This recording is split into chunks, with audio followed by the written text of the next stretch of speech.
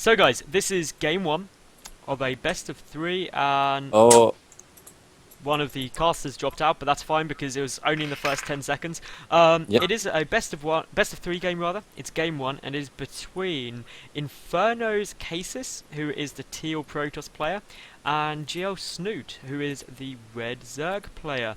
I'm SE2 England. My lovely co-caster is Pewee. Hi Pewee. Hello. And well, this is our second attempt at game two, and this is quite amusing, the spectator chat going on here, purely because we waited for that caster for a good couple of minutes to join the game and then drops out, so it's kind of ironic.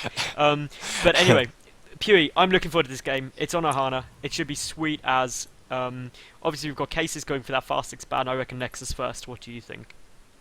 Yeah, next on this map in the higher leagues, because like all the Zergs go for greedy builds. It's gonna go 15 pool, and you're so safe to just go for your hatchery, for your Nexus, and of course behind that, Snoop will probably take a faster third than he normally would, and it just goes from that. After that, though, it's very hard to say what could happen from the Protoss. There's so many different variants of. I mean, there's loads you can do. I mean, the only really quality thing on Ohana that you can get away with is a 4-gate blink play with an observer. It works really, really nicely because you can blink up into the main. But again, can you actually get away with a 5-gate blink play plus the? It's normally a observer? 7-gate blink With the observer as well. with the observer. Doesn't that delay it quite a bit though? Well, you have to look. Like if you go for the 4-gate blink gobs, like you have a big bank, and but then like, you obviously can, once you can secure a third as well though. Really, Yeah. quite comfortably so. exactly, because like once you have the blink and the robo with the observer, then all your money goes into stalkers, and 4 gates is just not enough. You won't have enough production, so you can go up to like 6 gates, I'd imagine. But that's like, I know, I wouldn't say that's exactly something you expand with, because like you need, like, if loads and loads of roaches come, you need that like beefy unit, which you can get from the robo, but I know it's gonna be a bit hard to deal with. Cases has roaches. spotted this third, but the Overlord saw the probe going, which is the important thing, so we'll hopefully pull back. I'm just having a quick look at Wikipedia, actually, Pewee, and We have 4 circles running across the map. I didn't actually realise how late Snoot came into the pro scene. He didn't come in until late 2011. Yeah, I was sure he came in sooner than that. Time flies. Snoot is one of those people you assume has been around for pretty much ever. Nah, actually, like, nowadays you mention it, like, I can't really remember much about him. Like, I know he started a breakout late 2011 as well. Yeah, And he then, started of course- becoming more popular, but I'm sure he was a bit more pro before that, but who knows. Anyway, the Nexus is out here for cases. The third started as well. Everything's going pretty nice, to be honest. Pewee, where do you reckon this is going to go from here? Because the gateway's only just finishing, so we're not really going to get any shows of what comes out from Not at all. cases for ages. There goes the side go. Like, we have the double gas, which is, once again, completely standard. Now, there's a couple things. If he goes for maybe a Zealot, or... Well, he should go for a Zealot, or definitely a Stalker, at least. Now, it's the +1 that you would want to look at, and... That's not started that's yet. the big... No. Yeah, and he has a lot of gas, so he could have easily done it by now. The Of course, for pylon- anyone wondering, what the +1 shows and what these Zerglings are looking for is basically if the +1 is coming out, it suggests that there's going to be some kind of timing push. Yeah.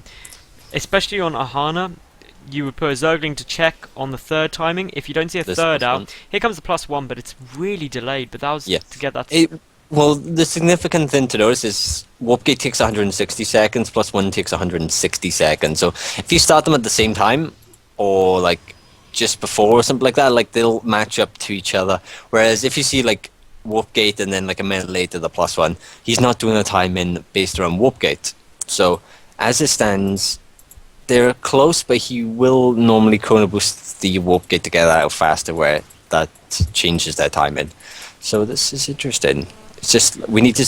Well, I mean, actually, the we bonus have we do have all 4 gas now, so Yeah, But I mean, it's going to be a tech build. We should see a robo. That is, I was going to say a robo or a twilight, because that's what the gas is for. There goes down the Robo, the third base up. I mean, if we look at the work account, this is really where Snute will start dramatically pulling ahead. He's got all 3 bases up, all 3 queens up. He actually doesn't have a queen at his main.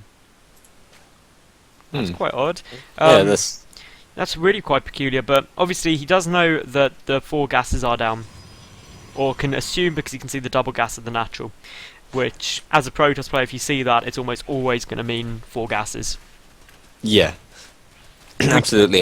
You mean as a Zerg player? I was confused then. Yeah, as a Zerg player, you're always going to see that from a Protoss because Protoss always get an early gas on one base. So and the Robo's about to finish. Now, here comes some things. We have a lot of gas, so I wonder what will be produced. It might be...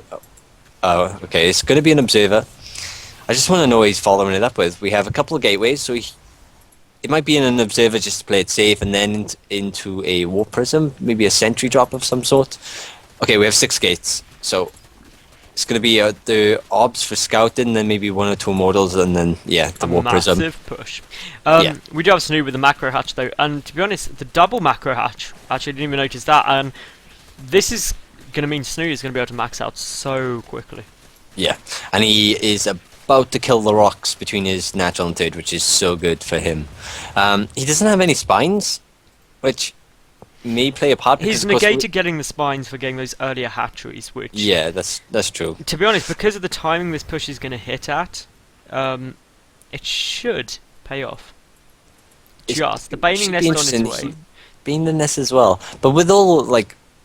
Well, it's going to be Baning Rain. That's essentially what's coming down. Because, yeah, actually, that's probably... that's going to be really effective, because especially if you're going sentry heavy. Yeah. I was about to say, because like he doesn't have spines, so if it comes to an engagement, like when it comes to force field, Zerglings don't really do well. So like you want the spines to put some extra DPS from far away. Spore is being built now at the 3rd, so that's not really a big deal.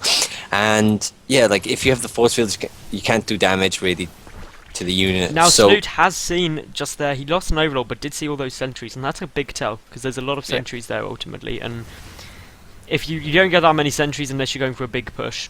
Absolutely. 30 seconds left on Benchel sacks. So that won't hit in time, but 20 Banelings getting morphed in, and basically Snute just needs to get a good surround, and he'll be in the money. He's now got 5 hatcheries up, he has queens injecting 4 of them. And this could turn out interesting to Snute, because of course Cases has walked around the left, and like, okay, now Snute should see it. There we are. Now he knows exactly what's coming. He's pumping a lot of Zerglings out. He's loaded up the Banelings into the Overlords, of course. That drop tech going to be so essential. Yeah, this is actually going to... That could swing it in Snute's favour. I think... Yeah, it totally could. There's no blink or anything like that. Immortals, you know, they can absorb a lot of Banelings, but still, like... The sentries, if the sentries get Baneling rained... and he gets surrounded instantly anyway, so the Banelings... This is bad times. The Banelings are going all the way over. All the sentries go down near instantly. No more force fields, and there's the GG right there. So that was a really convincing win by Snute right there. So stay tuned for game 2.